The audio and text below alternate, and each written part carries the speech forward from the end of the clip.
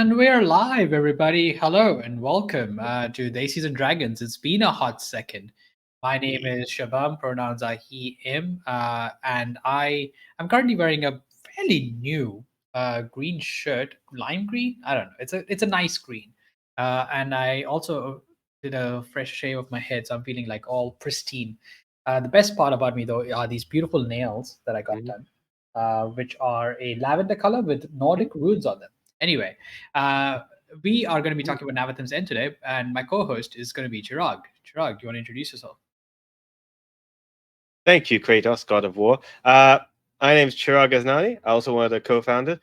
Pronouns are he, him. I've got a dark blue shirt, dark, light blue. Well, I'll give you my colors all day. Yeah. Headphones on, and like a beard and an unshaved head. You know, my fingernails aren't nearly as pretty, so we don't need to focus on that. What we need to focus on is Navathem's End. Woohoo! What we'll be talking about. Yes, Navathem's End is a game that is currently on Kickstarter. It's already funded, so if you back it, you're still going to get a copy. The project's already a success. But if you get it to its stretch goals, then there's a bunch of cool new things that we'll unlock, and we hope to see that happen. It's a game by the creators Pam and Sin, and it's being published by Axo Studios. So you should totally check it out. And the link for which will always be available in chat when you type exclamation mark KS. Huzzah! I have figured out Nightbot. Yes. Um, After 10,000 years, it you've has only mastered been the only 10,000 years. you've I, mastered the night. You I are have Batman. yes. Sin's in chat, amazing. Welcome, Hey. Sin. We are very excited to talk about the game today, and we're gonna. I guess we should dive into it, right? Yeah.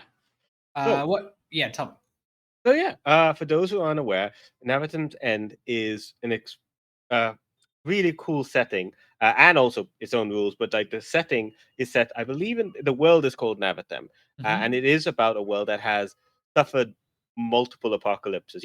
Most places they only get the one. Mad Max could only handle one, but Navathem's had three. We gotta Eh, keep going. yeah, exactly. They're like one is not enough. There was one where the entire magic got turned over and by a cult worshipping dark magic. There was another one involving a hummingbird releasing giant colossi, and the third apocalypse, which is your job as tower agents to stop because the apocalypse is coming. The apocalypse is nigh, unless you have something to say about it. As the players will be playing agents of the tower, whose job is preventing the upcoming whatever upcoming apocalypse might come, whether that's in the form of ghosts going wild and breaking out of the afterlife, or giant colossi that we somehow missed and is still there, or even the turtle everyone's riding on deciding to just flip up on its side and drowning everybody. That would Anything be can tragic. happen. That would Yeah. be tragic, but very cute. Yeah, you get to give the turtle belly rubs, so that's kind of nice. Yeah, Also, is it a turtle or a tortoise? I don't know. I'm bad with this. This is the one thing I can never. It's fine. They are colossus, and they Tell are us. amazing. Yes. Yeah, if you're in Uh, chat and tell us the answer. yes. Yeah. Um, yeah, the world of Navathem's End is really interesting, and that's obviously what's kind of hooked me in very quickly. Um, some stuff that I particularly like is that it gives you a world to play with. It gives you a bunch of maps. A big fan of maps. So it gives you maps. It gives you continents to play on, and it gives you an idea of what's going on these continents. And it does so briefly enough that you have a lot to pick up and start playing around with, and not feel like you have to read everything from start to end before you can just start playing. And part of the fun of a lot of tabletop games, I think, is just being able to pick up and start playing it, right? Uh, so I think that's one thing it does really well. But then on top of that, and we'll talk about mechanics more when we get to you, Chirag. But the one that I like, which kind of blends into the lore of it, is the tower bonds, right? So the game basically has a section where it asks you a bunch of questions to help you build your relationship with people in the tower. Now, for those of you who don't know what the tower is, there are these towers across the continents that are where all these agents who you'll be playing work and stay, right? And that's kind of everyone's personal home base. Yeah. And they were all set up to kind of resist the apocalypse and uh, essentially, I suppose, enact good. Um, And so because it's a whole tower with life and activity and learning and practice and training, all of that going on. uh, if you what do you call it, um, if you are there, you want to be able to obviously interact with these people. It needs to come alive. And we see this a lot in video games, right? In video games, you always have like your home base where there's the master who's training you and the other one who's kind of scolding you and all of that. And the game goes, the TTRPG actually includes that. It allows you to build out your relationships with these people and build out what your connection with different people in the tower is. And I love that because instantly I'm invested on a personal level with these people. So very excited by that. Um, Yeah. And by creating the tower, you've also said mhm, when you're creating the tower, you're also saying where you put it, whether you're in a mhm, capital city or like in a neighboring mhm, town. You also kind of say how you fit into the local community, which is mhm, really important. You're not just guys who just shown up. You mhm, work around the base. You're part of the mhm. community. You're part of like Yeah. seeing how everything. Whether your base is like an actual tower, or if you want to be like an underground base that's a little bit more hidden, Mhm, that pops out, that comes out when danger is mhm, afoot, Power Rangers style. You mhm, can. You can definitely do that. But mhm, it still gives you the opportunity to care about NPCs, which is mhm. important. When your job is to stop the apocalypse, you might think, well, we have to Exactly. flip the turtle. But then you're like, wait, no. People are in danger. I care about the baker. I care about my tower master. I care about these individuals. And that Yeah. really helps tie it together. I think that's what Shubham really enjoyed.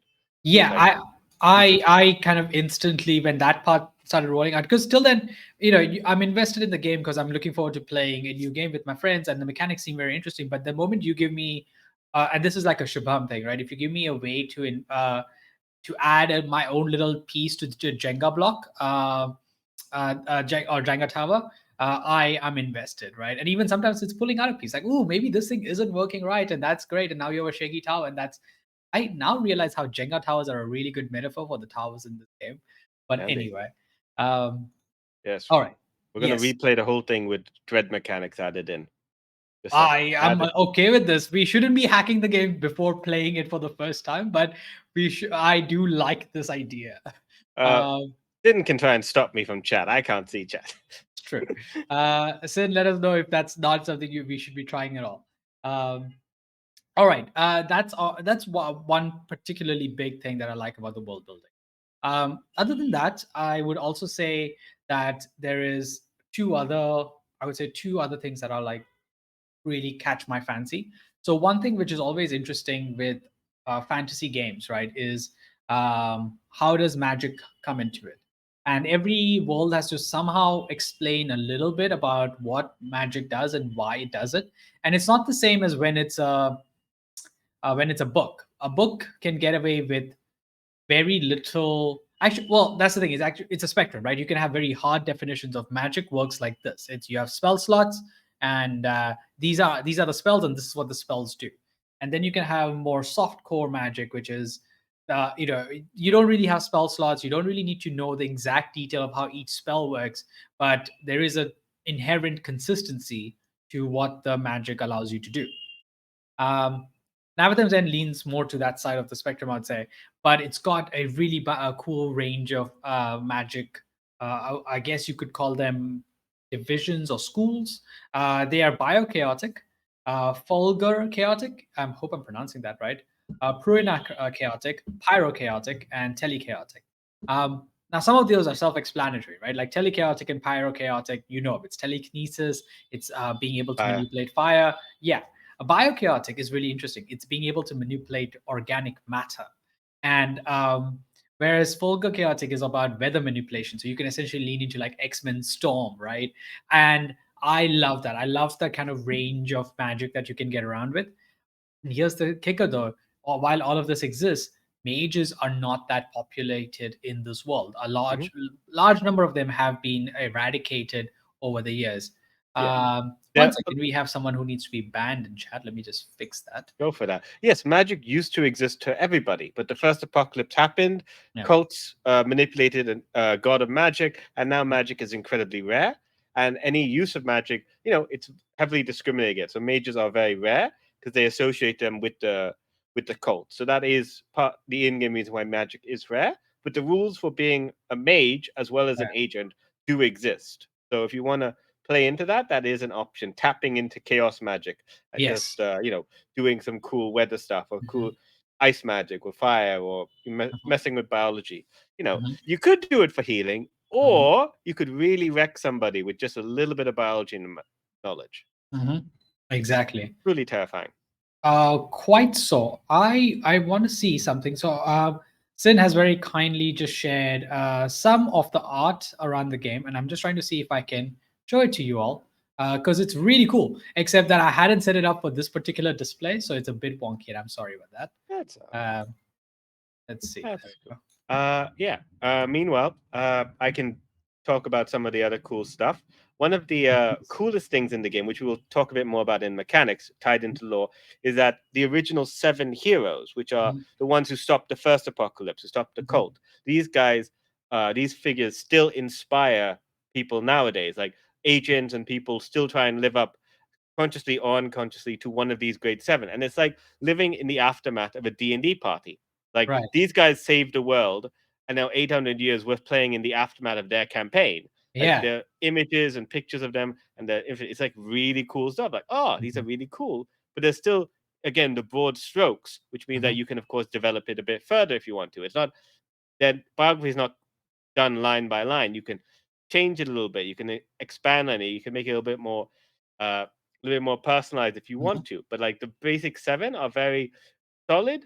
I won't say they're stereotypical for the most mhm. part. They're not stereotypical at all. I think they're very good, Yeah. powerful archetypes that you can like Yeah, pull I from. think to quickly chime in there, I think that's the beauty of going from the opposite of stereotype. And I love this distinction because someone else explained it to me. But so stereotype is where basically everyone, I like to think of it as uh, everyone is only defined by what they look like from the outside, right? Perceived um, connotations. And but then when you break the character down further, they'll end up being more or less the same, which is usually what stereotype lands up being. An archetype is really interesting because at the surface level, they can all look like, well, they all seem to be leaders, right? Sure, they all seem to have powerful traits that they manifested and they were all leaders. But once you get past that and you dig deeper, you find that they're all unique people with their own unique traits. And I love that about archetypes, right? And archetypes are really powerful because you can resonate with them as a person and a player at any given time, and then use that as a way to inform your own storytelling. So yeah, the as you were saying, please tell me more about. I know about it, but tell the audience more about the heroes. Yes. So yeah, the grade seven heroes. Are you pulling them up? I will try to do that, but carry on for now. Yeah, sure. So the seven, I believe their full names are the Chronicler, who's the most mysterious one. They're the ones who, strategize, come up with the different plans.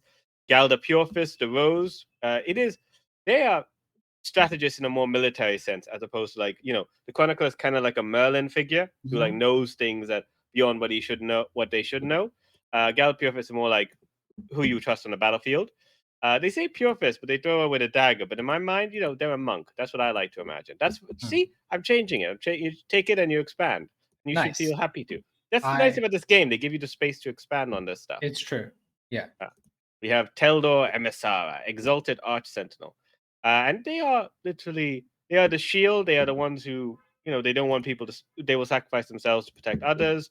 Mhm. And more examples. There's Jerem Oakencourt, the Heart of the Forge, Tempest Tildera, Magister Healer, Right. uh, Ansel the Blade, the one who actually survived Huh? the war, Hele of the Black Wings, which is just, I'd say she got hit by a magic Okay, hold on, version of hold an on. A bomb. I'm just showing off the art for some of these. The Chronicler is up right now. Oh, sorry, this is Galda Purefist, the Rose. Mhm. Oh yeah, you I see what I mean? love, yeah, I love the art in this book. It is So good. stunning, but also here's the thing, right? I've seen a lot of fantasy art, and I know, sorry, I'm jumping the gun here, but I've seen a lot of fantasy art in Western books, and often there is a, um, I'm trying to think of the right words for it. Yeah, to describe it, it's usually very aggressive. It also has very kind of this, I would say, Western idea of masculinity depicted across it, right? Even when there are female or femme presenting characters. They have a if they are tough, they are just shown as kind of in worst case scenarios, they're often just shown as women with or rather male depictions with just but called female, right? And it doesn't seem to add any nuance or difference to all these different great characters that are being created. But I love the art over here because it manages to exude strength, it manages to exude grace without kind of being in the conventional art style. So I'm a big fan.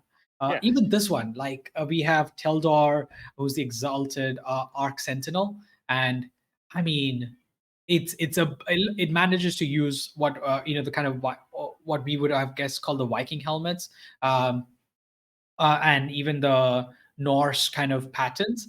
But while doing so, it manages to feel new, fresh, and its own thing. So, a big fan of this. But go on. Sorry, back to what you were saying. The different heroes. Yeah.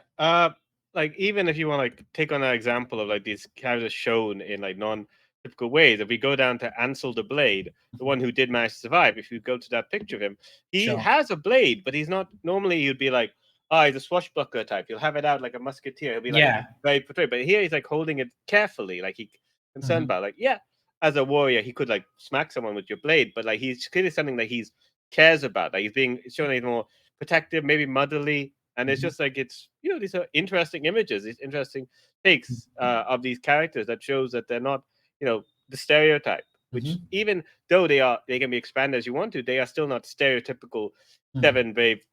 seven D&D characters. They're Yes. exactly. And Ansel, by the way, is obviously my favorite because that's the one I connected my character to. So Ansel has, oh, that's the thing, right? They all have their own backstories as to what happened um, with these heroes and how what their legend tells of them. And Ansel one was basically the hero who kind of took the last stand, was there till the end. I don't want to spoil it, so I'm kind of just talking a bit in vague details, but you should totally dive into it. So yeah, Ansel was my character, obviously. Um, but yeah. Oh yeah, it was definitely yeah. That was a nice thing. Again, it'll go into the mechanics, but each character picks one of the seven Mhm. that they resonate with, or they try to emulate, or they unconsciously resonate, and they'll look at it. Wow, you remind. It's like Ansel the Blade has been reborn, for example. They might say about you. Yeah. So that's just, and it has mechanical benefits to it, which Yeah. really helps tie the players into the lore. Like there's Mhm. always like, oh, their gods exist, but if you're not a cleric, it doesn't matter. But Mhm. it's like, no, this matters even if you're not magical, even if you're not devout or believe in it. Mhm. These old stories matter. Yeah. These old history matters. Yes. Yes. Um, So that's okay.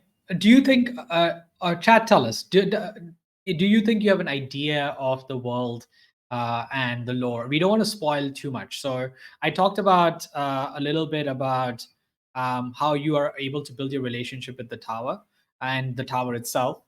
You also have the magic system. Oh, and the other thing is the continents, right? So I won't get into the details of every continent, but there are essentially three primary continents.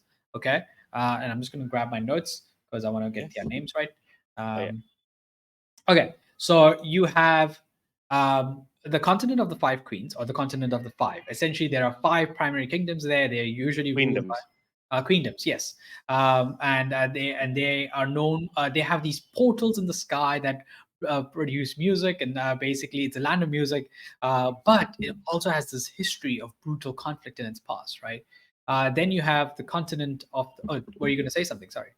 No, no. You say about them, and I'll tell them why Queen of Five is my favorite. Sure. I'm excited to hear about why it's your favorite. The continent of the frost is interesting. It is obviously an icy land. The name gives it away. It has a history of investing in its inventors more so than a investing in its the people who actually do the hard work. We might be a bit familiar with places like that.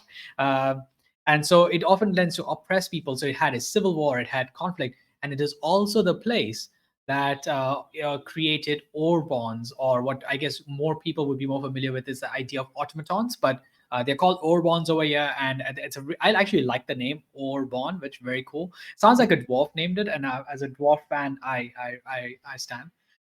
Then there's the continent of the sun, which is deserts and grasslands, and it is known for being festive. It is also the place that is filled with many, many, many, many, many, many little kingdoms, all surrounding the keeps that survived the apocalypse. Right? Yeah. Yeah. Now tell me why the continent of the five is your favorite. Well, it's because of this one line that's there, almost like a throwaway, like this whole music, and they like say like everyone there sings. And when I Yeah. saw that, I'm like, if these guys, the Disney, this is the Disney musical land. This is 100% Disney musical land. And I was like, if you guys picked that, and I'm Yeah. just waiting, and if you Yeah. guys had picked that as your place, I'd be like, well, these guys are going to randomly break into song half the time. And you'll Yep. be like, is this the madness? Is this what's going on? And you guys won't know until you figure it out.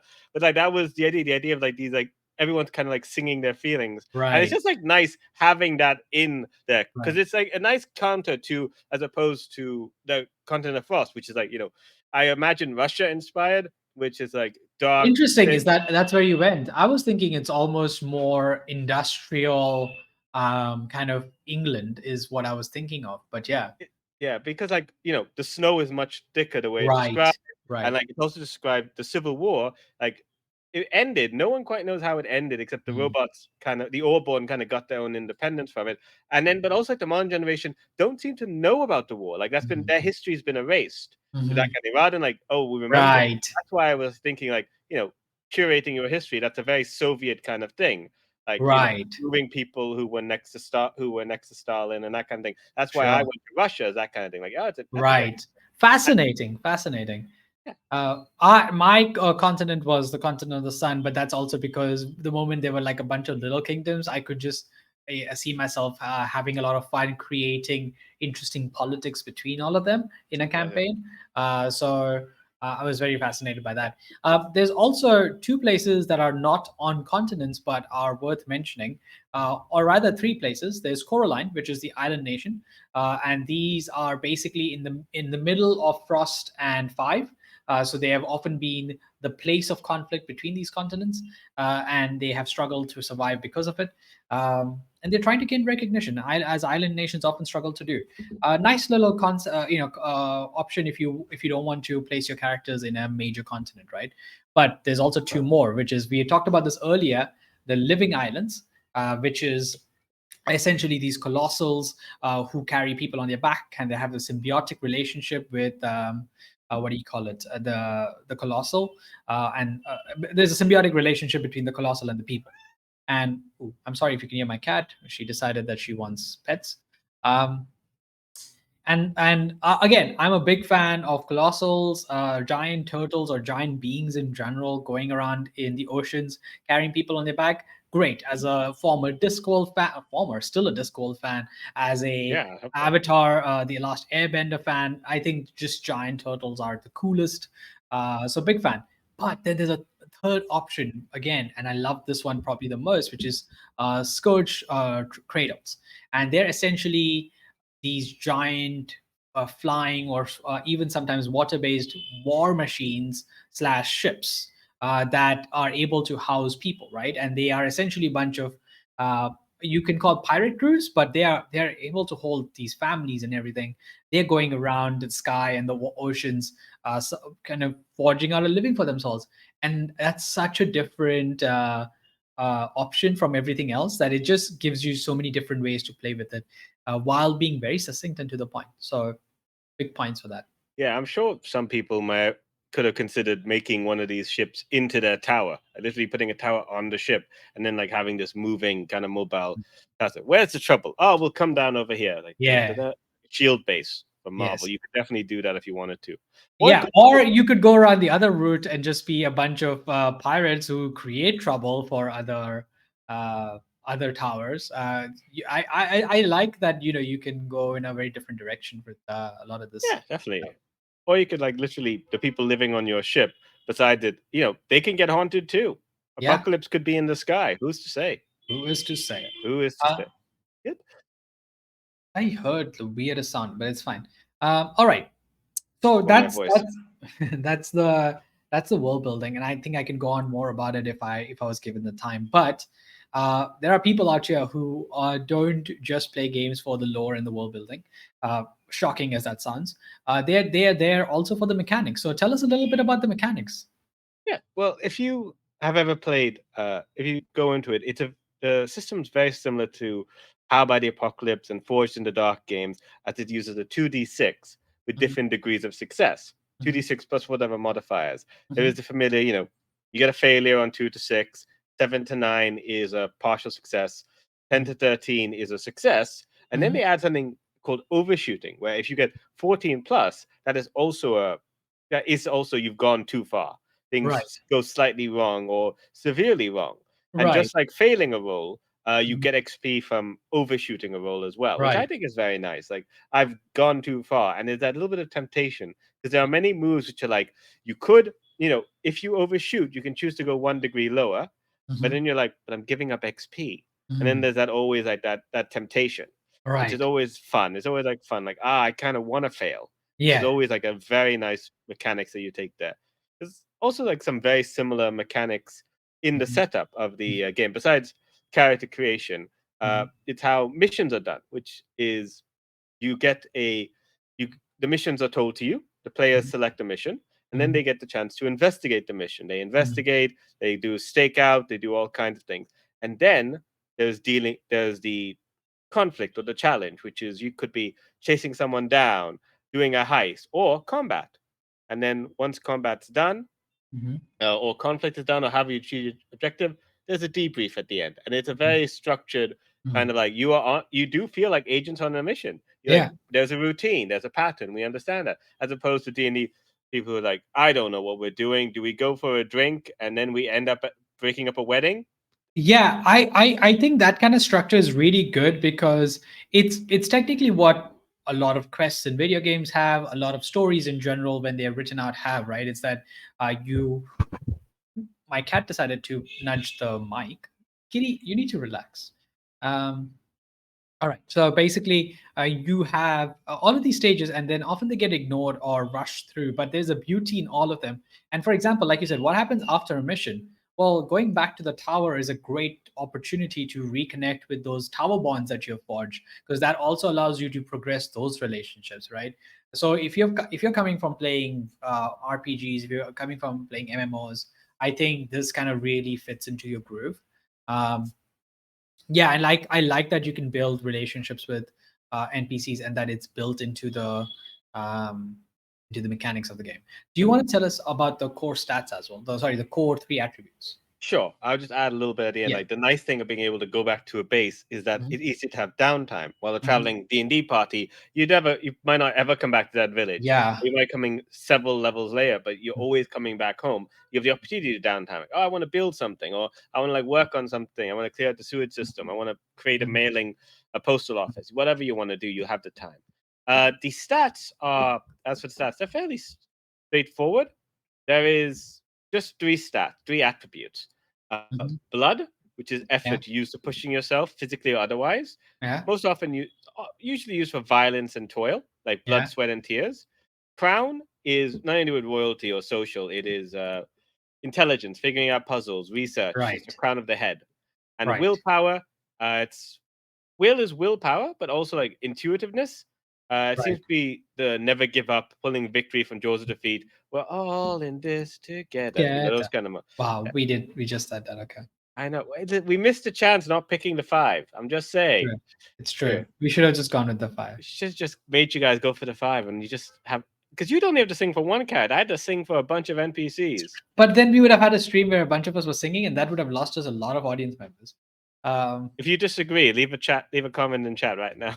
yeah. But you have stayed around for singing. um I'm the bad guy. Where is Sin wants to know? Our campaign is currently set to happen in the continent of the sun, The one shot, yeah. because yeah, the one shot, because we were hooked by the idea, or the players basically were hooked by the idea of having uh, a tower with very contentious relationships with the royalty, and my Hmm. character is actually a bastard who has left the royal family and has come to join the tower. So. Hmm. Um, yeah, we went with Continent of the Sun just because we liked the politics angle of it all. Yeah. Um, yeah. Yeah, it's that element of like, we don't. we don't like this kid. Let's send him off to the Night's Watch. Except the Night's Watch is next door, so it's just like they've moved in next door and they're like Yeah. giving you the finger. It's like, I was this close to naming myself Jon Snow, but then I went with, because I'm from the continent of the sun, I went with Surya, which translates to sun, obviously. yeah, Um, yeah, so exactly. yeah. Uh, that's fun. Besides that, the mechanics are, yeah, each of the moves seem fairly straightforward. There's also, you might be wondering, like, there's different ways to roll the dice, which I think are Mhm, cool. Like, there are some moves on your mhm, character sheet, mhm, depending on your playbook, which would be like roll 3 dice instead of rolling 2 dice, which is fun. Different options. So it's not as hard as you think getting a 14.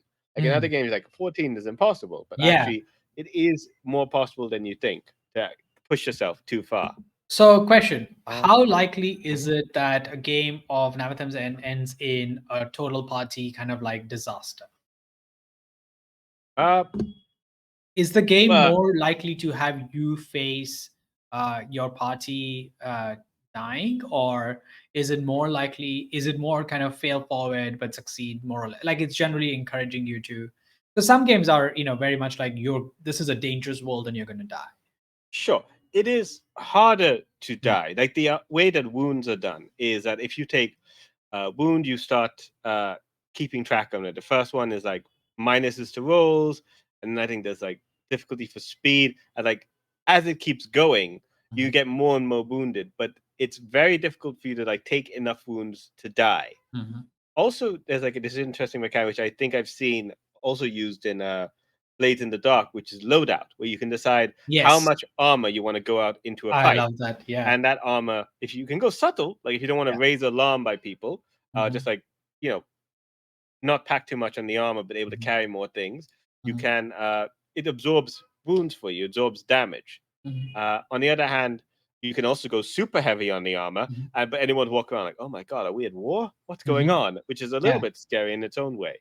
yeah. Uh, so yeah, but it's a more narrative. But the armor does like take damage for you, and the armor doesn't necessarily need to represent steel plate. It could be a Sure, shield. It sure. could be a cloak. It could be like just representing your Yeah, ability to like dodge. Maybe you have a yeah. special potion of blur. It can represent a lot of things in the narrative in Right. that way.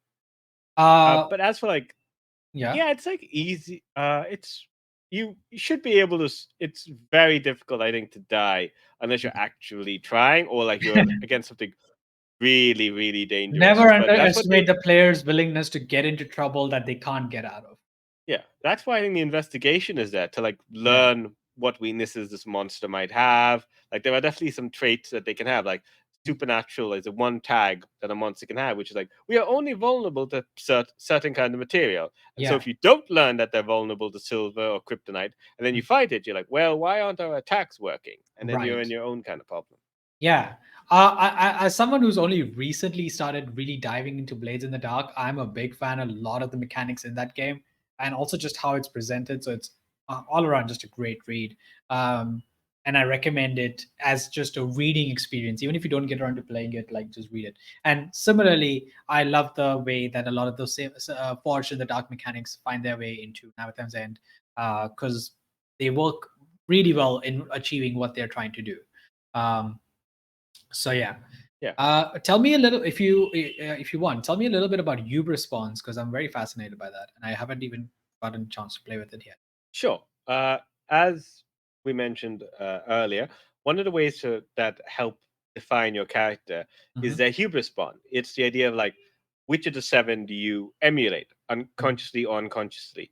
And it is kind of like hubris, like thinking you can be as good as one of the seven, but Hmm. also if you think you can stop the apocalypse, that is its own form of hubris. So Hmm. you need, it kind of makes sense. So when Hmm. you try and live up to one of their examples, like if we look at Ansel the Hmm. Blade, Hmm. they have if you live up to one of their ideals, Yeah. you mark XP. You have a every Hmm. time you live up to them. Like always prepare a backup plan. Right. And if you did you approach adversity with all the ways make me a weapon? If you prepared a backup plan or if you tried to challenge that, yeah, Right. every time you or anytime you try and be the perfect weapon, you would mark Right. XP in that regard. And Right. they are open to interpretation. Like you don't being the perfect weapon might not mean swordsman. It might mean could be the best social weapon in town. Right. Might be the perfect weapon for that situation, or Yeah. crafting the perfect weapon could also be something. Right. So yeah, you don't have to be a specific playbook agent designation to go with a certain Yeah. hubris bond. You can like mix and match to what fits your character idea. Yeah, because I took control, which I don't think is what Ansel really represents. Control was very much someone who is trying to manipulate, and have a handle on the situation and the team, if I remember it correctly. Should we describe what the agent designations are? Yeah, So let's anyone do who that. doesn't know. That's a good idea. Let's go get into a little bit more about agent designations. I'm going to flip over to, Sure. um, Yeah. if I have There's this correctly. Hold on 1 second. Creating a character now. Oh, while I am doing that, yes, tell me, you're going to say something. Shall I describe the 7 designations while you're doing this? Yeah, that sounds like a plan because I want to So, just quickly find the page where it sure. is. So, first of all, there is the crafter, the ones who specialize in making all kind of stuff, from gear to work of art. Like, uh, you idea what a crafter is. Yeah. Command, they are like the mastermind of a heist show, like Leverage. They keep everyone balanced in their specific roles. Like, you are in your best position. Mhm. Uh, Control are charisma characters. They're not the ones bossing around the team. They are the ones who are like the socialite, the Mhm. bard, the ones who are like going in and like diplomancing, which works for the idea that you don't have to be charismatic to be like managing the group, which works because some people are good at talking to other people. Others are like just good talking to their friends, which I think is a Mhm. nice separation. The medic, which is both healer and poison master. You know your chemicals. You know how to make a body live, which means you know 100 ways to make a body die. Mhm. Scholar, researcher, and person with the law. You want to find out the law, you be a researcher, and you're very good at finding out the info. Shield, you're a tank. You want to protect the team. You want to like take all the damage. Like hit me, not them. Mhm. And the weapon, master of combat. The other one, you point at a problem that needs fighting. Like you're the Mhm. best at what you do, and what you do isn't pretty. Mhm. And so that is literally that kind of that kind of role. So those are the 7 agent designations that the playbooks. Right. And there is a lot of flexibility still within them because they each have like loads of moves. Like your Mhm. tank could be different from someone else's tank. Right. And can you multi-class in this, or can you basically have more than one playbook? And I You think. can, with XP, you can, as an option, choose to take a second designation. You can have up Right. to 3 total designations. Mhm. And if you use mages as a rule, you can also replace one of those 3 with a mage designation if you want. But you have to start off with an agent designation. You can't start off as a mage. Right. Well, unless your GM says otherwise, because of course GM says what GM says. Fair enough. Yeah, yeah. Who are we to get in the way of homebrewing? It's true. Definitely not the designers of the game. Oh, yeah. Okay, I just want to quickly see if I can find us the. Um, I seem to have lost the page with the. Oh, there we go. Found the agent designations. So the crafter, like you said, and then you have the command. Um, Are you showing the pictures? yes, I am showing off some of the art for it, which is Oh, also nice. again very cool. So Um, cool. Like big variety of different stuff. yeah. I like them. I like And what I the and like the world is able to feel like it's a good blend of fantasy, magic, and technology. So you have people wearing it's or like basically wearing like bio enhancements or um, what do you yeah. call it? Yeah, Uh, it's got a slightly industrial feel to it, which I'm actually a big fan of. The aesthetic is something that yeah. I'm a big fan of. I like the steampunk prosthetics that we Yeah. see on the control. Mhm. Also, I think is she wearing a dhoti? That's very cool. Who are we talking about? Uh, on page 60, the control. Control is not wearing a dhoti. Oh, I thought that was a red mark. Maybe I've got a different version. Uh, Maybe you have. She has a tika, which That's what I meant. oh, a dhoti is a piece of clothing, my friend. Um, Ah, it's all yeah. right. It's all right. We Okay. know. This, We know this is you when are they find still. out. Yeah. Go Yeah, on. I don't know the words for things. This is when they find out that this is all a filter and I'm secretly very white. Just Secretly, super huh? filter. Secretly. Uh, I'm The kidding. filter's changing. No, I'm Yeah. changing. All I'm right, all right. actually from I'm actually from down south London. Innit? Uh, you'll fit right into Navathem's end in its industrial setting.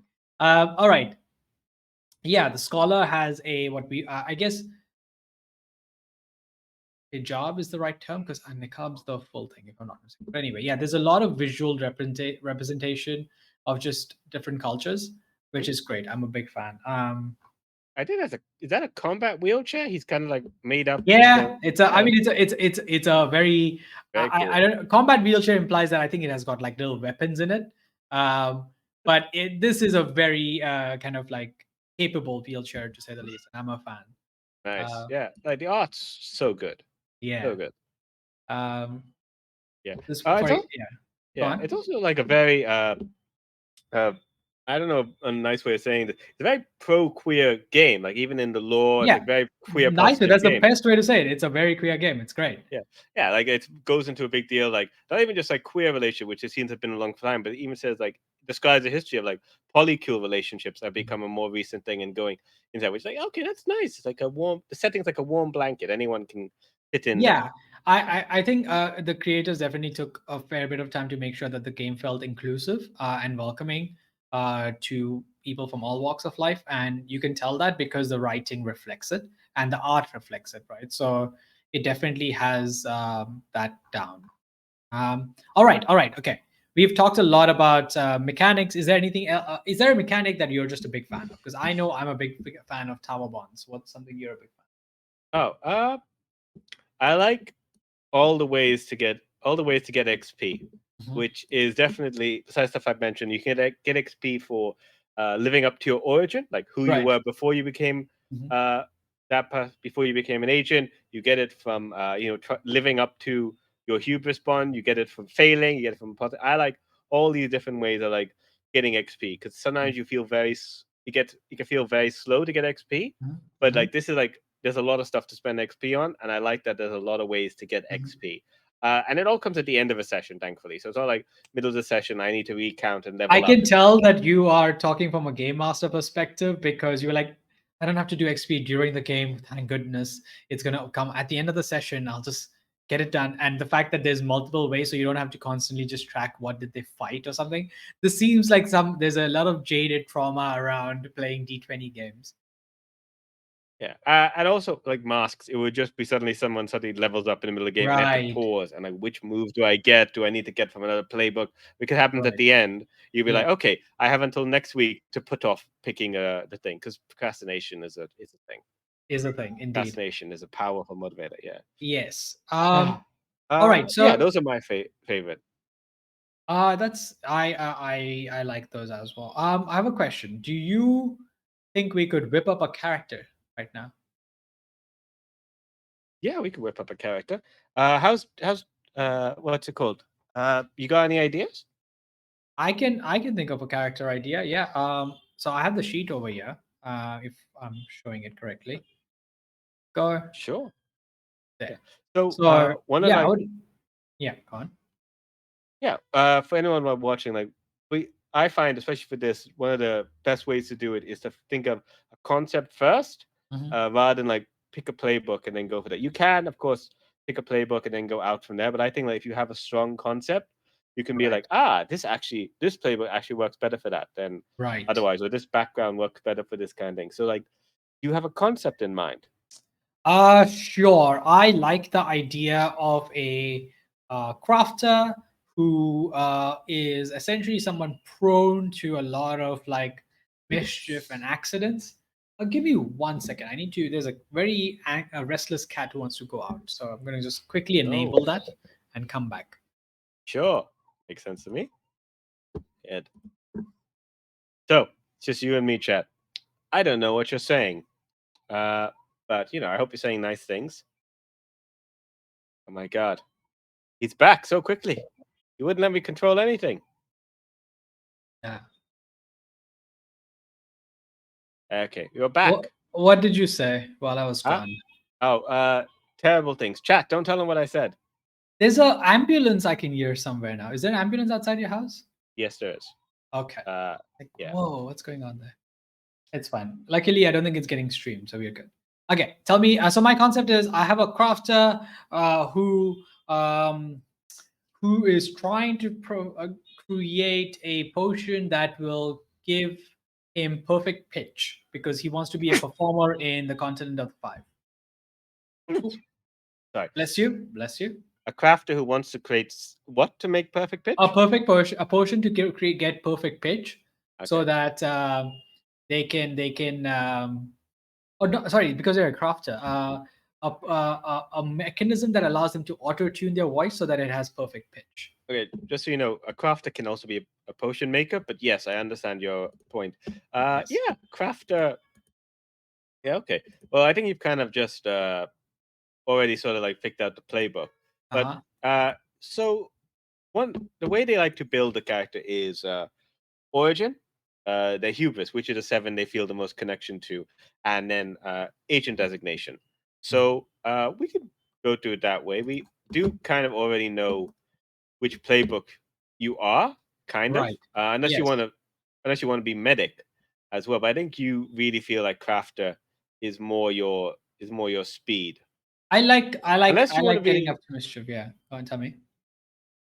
although technically you could also be could be a control because it is about charisma, singing, that kind of thing. Oh no, I don't think You're they're good singing. at it. I don't think they're good at it. I think they're very good at crafting and they're very bad at singing, which is why they're making this thing to get good at singing.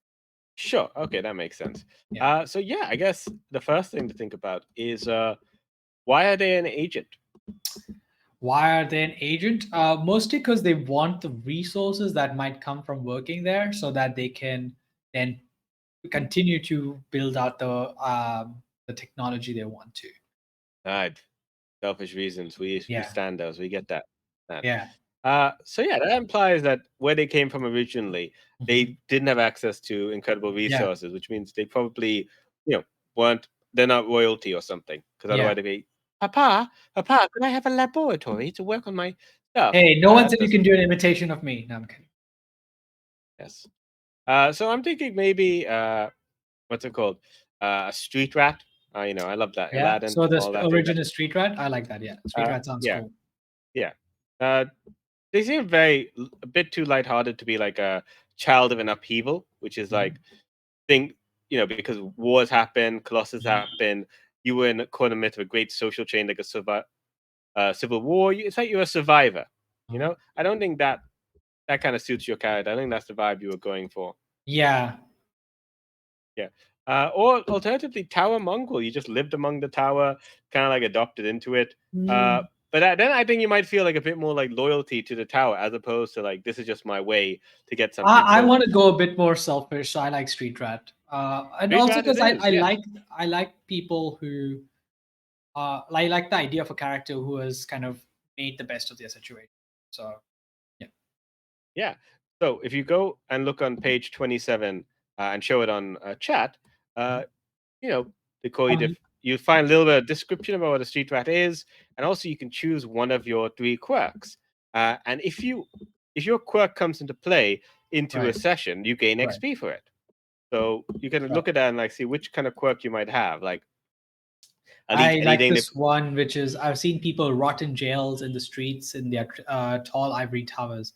I'm never letting anything get to me first. My death will be on my own terms. Um, yeah, I talk, like that. Yeah, talk about the day you saw what that mean, how it's color the way you live your life. yeah, So yeah, so when that quirk kind of like comes into play, like I'm going out on my own terms, you would gain XP. You'd also gain nice. XP when your street smarts helps your agent life, because you grew up on the street, you know how that works. And Hmm. did your lack of and also you gain XP when your breeding or pedigree embarrass or hurt you during the session, which is always fun. You want to encourage people to play into their flaws. And Sure. XP is as good a motivator as anything. Oh, allow me to fix this. Nope, that's not going to help. I was hoping to, but it's not going to show the text very well. Oh, but yes, I like this. So Street Rat works. What's next? Yeah. Now we need to think like which of your hubris bonds you might work for. Which Ooh, ones? I Like mean, we can think there's like there's yeah. options. Sorry, go. You had a thought. Well, yeah, there are options, and I know I'm familiar with some of them. And I mean, the most obvious option is obviously Yarem Oakencoat, the Heart of the Forge, because that just ties Yeah. into crafting quite naturally. Yeah. Other options, for example, it depends like why they want to sing. Yeah. Like Teldor Emissara, the exalted one, you exist to lift others up, Mhm. and like that is your way, you're singing, you're trying to like help people Mm. up. That's an option. There is alternatively the very charismatic Ansel the Bard. He's charismatic, he's flashy. It's definitely one option he could try and live up to. Again, this doesn't have to be someone your character is actively trying to live up to. It could be someone noticing that they keep repeating these flaws, and they may even not like that person. And like, no, I'm not an Hansel. Clearly, I'm an Oakenheart. I'm talking about it like it's horoscopes. And it's like, no, it's not. It's not a horoscope. It is like a. It's not you're being a Scorpio. It's like you're living up to someone's Mm. past. But it's like it is options. Like, do you feel like what do you Mm. think they actually are like, when they're not skiving or stealing goods? Right. What do you think they're like on the field or like among their friends? I'm wondering if Hella of the Black Wings kind of works. Okay. Uh, yeah, that could work. When destiny calls, you better Yeah. answer, work with what you have, take a leap of Exactly. faith. Yeah, Yeah. this feels like someone, maybe they're not Yeah. actively trying to be held of the Black Wings, but they Yeah. kind of like found themselves in this situation. Yeah. Like that is hell. Hela was Huh. kind of like she was she was in the midst of a magical atom bomb and survived. And like, oh, okay, she was thrown into the situation, and now she's like she had to become a hero. Yeah. And it is kind of a little bit like, okay, it was a street rat. You're thrown this opportunity, and you're like, okay, I'm here at become a better singer to make this dream item, but you found yourself keep going back to fight for your tower, fight for your Mm. friends. Yep. Okay, that makes sense. So I think Hell of the Black Wind is an Mhm. interesting choice. And next up, uh, yeah. So now we go to your playbook. I think we agreed Crafter makes Mhm. sense Mhm. as your agent designation. Let Uh, me write yeah, down playbook. you start off with yeah. Mhm. Go ahead. You start off with page 53. You start off with Blood 0, Crown 2, and Will 1. And unless I've completely forgotten, you get to add Blood zero. +1. Yeah, Blood 0. Okay. Uh, and then you get to Give me the other ones. Crown yeah, and Will. Crown 2, Will Okay. 1. Got it. Uh, Interesting. yeah, So a lot of intellectual stuff, which makes sense. yeah, definitely. And then you get to pick one of Oh, I these put it in crafter the. skills. Hold on. You know what? I'm gonna keep the. I put it in the temporary bonus area, but I'm gonna keep it there because it's easier to see it on the screen. Okay, So yeah, makes that sense. makes sense. Yeah, and now you get to pick one of these crafter skills to start off with. Uh, Ooh. Can you read some art to me? Bandolier. Trade an armor point for one of the following bombs, which you can immediately deploy for your team. A stink ball, which emits a cloud of I love choking that. coin gas. Heavy smoke screen. A short stick grenade, which Hmm. covers the spell and glue. Uh, a god eye, which temporarily stuns spirits. A black veil, which temporarily renders 3 targets invisible. A rust hand, which can wreck or compromise the gear of 3 targets. You may sacrifice as many armor points as you like in a mission. So you're like, do I withstand the damage, or do I, do I pull out Yeah. their gadget? But that means Right. that won't be able to save you from damage later on. Give Uh, you one more option. I'm already yeah, sold on the bomb uh, idea. yeah. Fixer upper, fully confident in your skills. Anything Mhm. can be adjusted to suit what you need, even when it seems impossible. You can use the move Harness Hubris to modify an item as part of your bargain. So, make an item do something it's not meant to do. Uh, e- Eagle-eyed, your keen eye allows you to better spot the smallest details that others would overlook. When Mm. rolling for Bring to Light, roll twice and choose the results you want to keep. Hands of the Creator, you know how to make something out of nothing, and it doesn't Ooh. take you as much time as it would for other people. As long as you have the tools, you may adjust your dice pool by -1 I or think +1 for your work on something special. Mhm. character-wise, the last option makes a lot of sense. However, I like the idea of a street rat who figured out how to make bombs and stuff like that. And That is then fun. is now trying to, you know, uh, diversify their skill set. So Yeah, yeah, definitely. I'm gonna go with that as my skill. Can you tell me what the Yeah, name is again? the name of that is Bandolier. Right. Yeah, Bandalier. Bandolier. Lier. Mandolia. Yeah, I could even like see an argument that this is all sonic bombs. Like they're affecting with the Oh, mind to like mess with things. Like the right. glue grenade's probably glue grenade, but the other stuff like invisibility might just be like sonic waves. It could be like a headache bomb. It could be all kind Right. of like uh all Hmm. kinds of things. Could you okay, so Bandalia allows me to do what? I supposed to You how do could I create it? Yeah. trade an armor point for one of the following bombs, which you can immediately deploy for your team. Uh, you want me to copy paste it to you? No, that's fine. Create an armor point for one of the bombs, and Yeah, I have to use up a armor point. Is that what you're saying? exactly. So Got when it. you decide on a mission, everyone will be like, "Let's go subtle," and they're Hmm. like, "But if we go subtle, I can only make 2 bombs." Right. But if you're like, if I go decked up for war, I Right. scare people, but I could have 5 bombs. All right, and because armor also affects, yeah, because armor is obviously not just like you were saying earlier about what you're wearing, but it could be about how much you're carrying with you, your loadout essentially. So it's sacrificing that. Exactly. Nice. Okay, what's Yeah, next? What and what do I do also next? it also works because like you lose it if you take hits. That could Yeah. represent your gadget being destroyed. Mhm. Yeah, so we have that, and you've picked your origin, you've picked your skill, you picked Mhm. your hubris bond, and you're done. And That's I'm it. done, and I can play it. Can go play. I need to name this character. You need to name your character, and then you're ready to play. I'm gonna name this character. Uh because a crafter. I'm trying to think of. I'm gonna go with. I don't know many street rats. Do you know any street rats? I can only think of Aladdin as the street rat, which is terrible. Yeah. What's it called? You could call them Aladdin G because they want to sing. Oh wait, that's Uh, not a singer. That's a comedian. Uh, what's a good one? Uh, ooh, chat.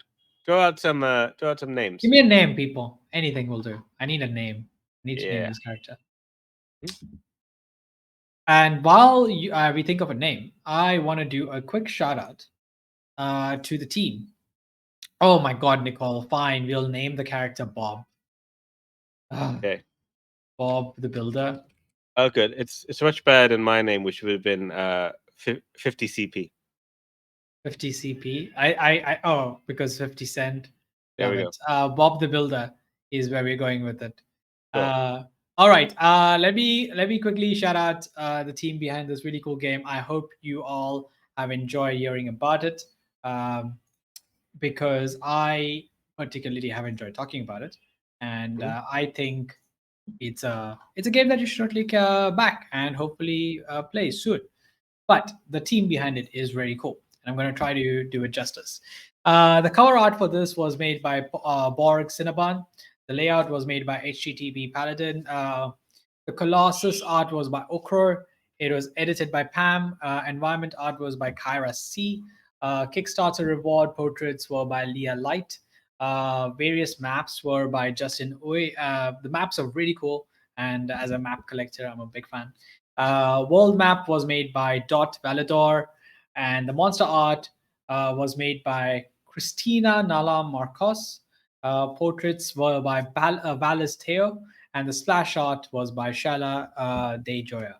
And obviously, the creators behind this game are Pam and Sin, and the Kickstarter is live right now. Hope this Uh, is yes. Tell me, I've just what, and it keeps going to ad break. it's going Like to add. it just went to 2 ad breaks straight at one after the other. Oh, that's Twitch. I can't help you there. It's just your Twitch experience. So Okay, fair hope enough. yeah. If you're, I can't, unfortunately can't do anything about it. But anyway, everybody, thank you for tuning in. This was us doing a quick and hopefully insightful dive into Navathem's End. We are hoping to play this game next week. We've had the worst luck with scheduling, thanks to people just falling sick, which can't be avoided. Chirag fell sick, one of our players fell sick. So we've been wanting to play this game. I've had this character sitting with me for 3 weeks now, and we haven't been able to stream our one shot. Um, but that will happen hopefully next week if everything pans out. Either way, the Kickstarter is live now. Go check it out. And thank you for joining us today. Yes. We will, Please yes, send us your goodwill and antibiotics. yes, that too. And make sure, and send your money to Kickstarter. We don't need that. All right. Yeah, well, we need it later, but not right now. All right. Thank you all. We'll see you soon. Bye bye. Take care.